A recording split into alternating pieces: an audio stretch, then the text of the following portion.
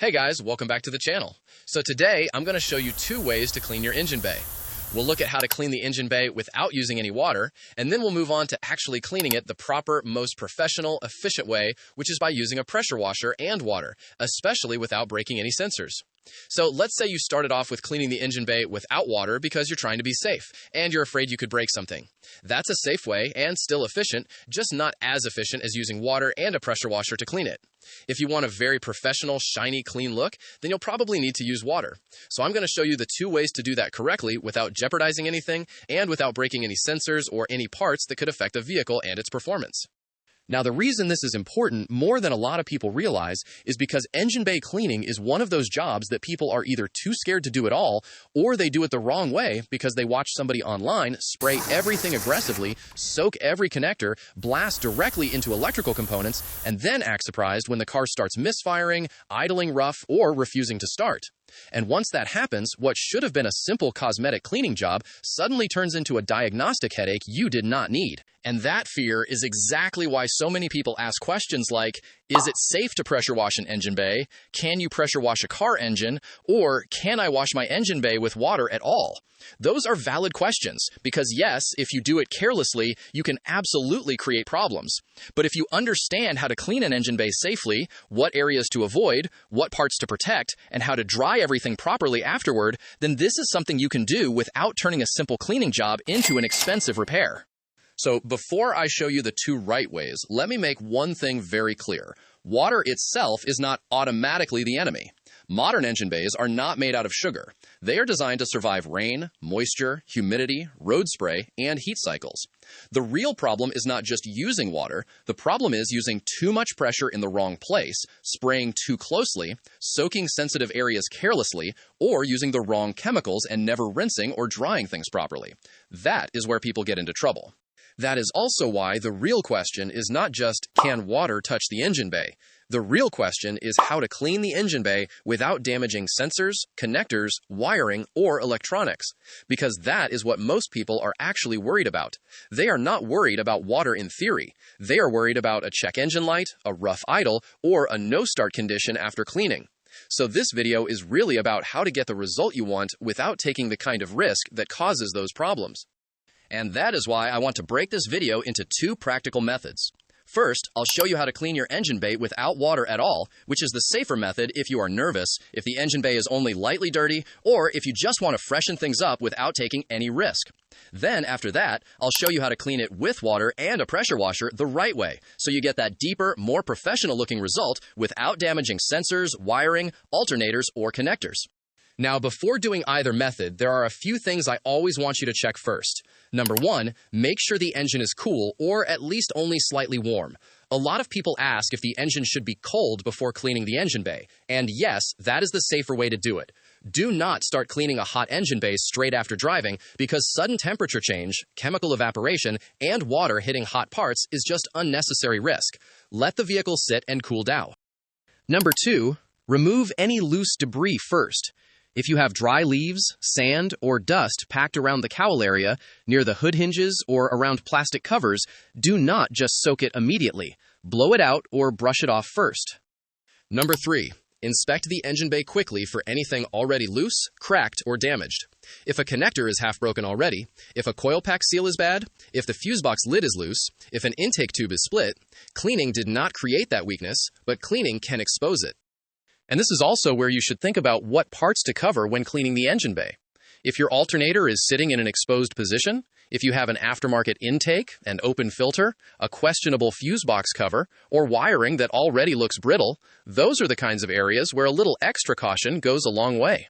So let's start with method one, and this is how to clean the engine bay without water. This method is ideal for you if your engine bay is dusty, slightly greasy, or just dull looking, but not completely soaked in years of oil leaks and baked on grime.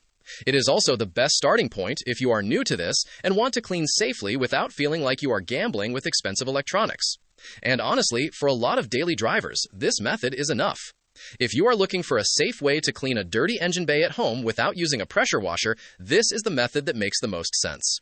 What I like to do first is take a dry brush or detailing brush and loosen the dirt from all the plastic covers, the edges around the battery, the radiator support, the fuse box cover, and the visible painted surfaces around the engine bay. You do not need to attack it aggressively. The goal here is to lift the dust and dry grime so you are not just smearing it around later. If you have compressed air or a blower, this is the perfect time to use it. Blow out the corners, the tight gaps, and the areas where dust loves to collect. After that, I use a clean microfiber towel and a safe engine bay cleaner or an all-purpose cleaner diluted properly. This part is important. Do not drench the engine bay in chemical just because you are not using water. Instead, spray the product onto your towel or onto your brush when working around sensitive areas. That gives you much better control. Wipe the plastic covers first, then the metal brackets, then the painted surfaces.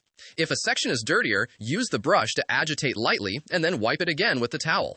When you get to grease spots, especially around the oil cap area, valve cover edges, hood latch section, or around old residue near hoses, do not panic if it does not come off in one wipe. That is where patience matters. Spray a little cleaner onto the towel or brush, work the spot gently, and wipe it off in layers. A lot of people ruin their finish or leave ugly residue because they try to force all the grime off in one pass. Slow, controlled cleaning works better. Now, if you are cleaning without water, one of the biggest mistakes you can make is leaving chemical residue behind. Because you are not rinsing, you need to keep flipping to a clean section of the towel and wiping the area dry. You are not just cleaning, you are also removing the cleaner as you go. That is what leaves a clean finish instead of a sticky one that attracts more dust later. For tighter areas, like around hoses, wire looms, the battery tray, or the back corners near the firewall, a soft detailing brush helps a lot. Agitate lightly, then wipe. And if you have stubborn dirt trapped in corners, compressed air again can help push it out after you loosen it. Once the surfaces are clean, you can take it one step further and apply a waterless engine bay dressing or plastic protectant to the plastic covers and rubber hoses. But use it lightly. Do not drown everything. A very light finish looks clean and professional. Too much dressing just makes the engine bay look greasy, fake, and it also attracts dust faster. You want a natural, clean shine, not a wet-looking mess. So that is the first method. It is safe, it is controlled, and it works surprisingly well if your engine bay is not extremely dirty. But now let's get into the second method, because this is the one that gives you the deeper clean and that professionally refreshed look most people want. This is how to clean your engine bay with water and a pressure washer without breaking sensors. The first thing I want you to understand is that the pressure washer is not the main cleaning tool. It is the rinsing tool. That one mindset alone will save you from making the biggest mistake. You are not using the pressure washer to cut through dirt by force. You are using cleaners, brushes, and safe technique to loosen the dirt, and then using controlled water flow to rinse it away. Before spraying anything, cover the parts that you know are more sensitive or more exposed. Depending on the vehicle, that may include the alternator, exposed aftermarket air filters, open intakes, some fuse boxes if the lid fitment looks questionable, and any wiring or connectors that already look cracked or compromised. You do not need to wrap the whole engine bay like it is going underwater. That is overkill. But if there are obvious areas you do not want direct water hitting, cover them with plastic bags and secure them lightly. Next, apply your engine degreaser or engine-safe cleaner mainly to the dirty areas. Focus on the plastic covers, the underside of the hood if needed, around the strut towers, around the front support, and any greasy buildup spots. Let the cleaner sit for a short time, but do not let it dry out. That is important. If it dries, it can leave residue or staining. While it sits, use brushes to agitate the dirt. This is where the actual cleaning happens. Use a larger brush for broad surfaces and a smaller detailing brush for tight areas. And yes, you can use degreaser on an engine bay, as long as it is safe for that use, and you do not let it dry onto the surfaces. The best degreaser for engine bay cleaning is not the harshest one. It is the one that is safe for plastics, rubber, and painted areas, and that you use with control. Now, when it is time to rinse, this is where technique matters more than courage. Keep the pressure washer at a reasonable distance. Do not bring the nozzle close to the connectors, coil packs, fuse box edges, sensors, or labels. Use a wider spray pattern, not a concentrated pinpoint stream. And spray with control, not with panic. You want the water to fall across surfaces and carry the loosened dirt away, not blast directly into every seam and electrical opening. In other words, if you want to know what not to spray when cleaning an engine bay, the answer is simple. Do not aim directly into electrical connectors, do not force water into seals, do not blast the alternator at close range, and do not treat sensitive areas like they are body panels that can take unlimited pressure. I always like to rinse from top to bottom, moving steadily and never holding the spray in one sensitive area for too long. Think of it like guiding water through the engine bay, not attacking the engine bay. If a section still looks dirty after rinsing, stop, reapply cleaner, agitate again, and rinse lightly. What you should not do is respond by getting closer and blasting harder. That is exactly how people force water past seals and into places it should not go. And let me say this clearly, because this is where people get overconfident. Just because one person online sprayed their whole engine bay aggressively and nothing happened, does not mean that is the smart way to do it. Sometimes damage shows up immediately. Sometimes it shows up later when corrosion begins inside a connector, or when moisture gets trapped and starts causing intermittent problems. You want the method that works consistently, not the reckless one that happened to work once. After rinsing, do not just shut the hood and walk away. This part is important. Remove any plastic coverings you used. Then use compressed air, a leaf blower, or a clean microfiber towel to dry the engine bay as much as possible. Blow out standing water around coil packs, connectors, battery terminals, plastic covers, hood edges, and crevices. Wipe down accessible surfaces. The better you dry it, the less chance there is of moisture lingering where it should not. This is one of the biggest parts people skip, and that is why drying deserves just as much attention as the washing itself. If you want to know how to dry the engine bay after washing, this is the step that protects you from a lot of avoidable problems. And if you are wondering how long to let the engine dry after an engine bay wash, the answer depends on how much water you used and how well you dried it manually. The more thorough you are with air and towels, the less time you need to wait. Once that is done, start the engine and let it idle. That helps evaporate leftover moisture and also lets you know right away if everything is fine. If the engine starts smoothly and idles normally, that is a good sign. You can let it run for a few minutes with the hood open. Then, if you want that final polished look, apply a light dressing to the plastic and rubber parts, just like in the waterless method.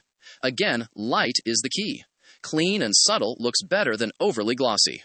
Now let's talk about the biggest mistakes that actually cause problems when cleaning an engine bay. The first mistake is cleaning a hot engine. The second is spraying too closely with high pressure. The third is aiming directly at sensitive connectors, coil pack areas, alternators, fuse boxes, and open intakes. The fourth is soaking everything without any reason. The fifth is not drying the engine bay afterward. And the sixth is trying to use the pressure washer as a replacement for agitation and technique. If you avoid those mistakes, your chances of doing damage drop dramatically. Another thing people get wrong is assuming every engine bay should be cleaned the same way. That is not true. Some engine bays are more sealed than others. Some older vehicles have brittle connectors, loose gaskets, cracked boots, or aftermarket modifications that make them less forgiving. So if you are working on an older car or something that already has electrical issues, that is exactly when the waterless method becomes the smarter choice. Safe is sometimes better than flashy. And that is really the main point of this whole video. There are two right ways, but the right choice depends on the condition of the engine bay, the condition of the vehicle, and how deep of a result you want. If you want low-risk, controlled cleaning, and your engine bay is only moderately dirty, clean it without water. But if you want the more professional finish, the deeper clean, and the fresher overall look, then yes, you can absolutely use water and a pressure washer, as long as you do it with control, distance, common sense, and proper drying afterward. If this video helped you, go ahead and like, subscribe, and share the video because it really helps the channel. Watch our next video here, where we show you how to differentiate between the signs of an engine problem versus those of a transmission problem. Video will be linked below.